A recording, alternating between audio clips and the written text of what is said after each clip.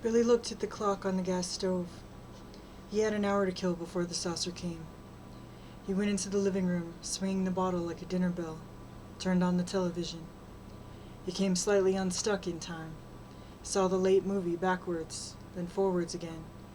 It was a movie about American bombers in the Second World War and the gallant men who flew them. Seen backwards by Billy, the story went like this. American planes, full of holes and wounded men and corpses, took off backwards from an airfield in England. Over France, a few German fighter planes flew backwards at them, sucked bullets and shell fragments from some of the planes and crewmen. They did the same for wrecked American bombers on the ground, and those planes flew up backwards to join the formation. The formation flew backwards over a German city that was in flames. The bombers opened their bomb bay doors, exerted a miraculous magnetism which shrunk the fires, gathered them into cylindrical steel containers, and lifted the containers into the bellies of the planes. The containers were stored neatly in racks. The Germans below had miraculous devices of their own, which were long steel tubes. They used them to suck more fragments from the crewmen and planes.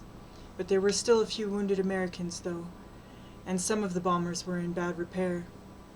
Over France, though, German fighters came up again, made everything and everybody good as new.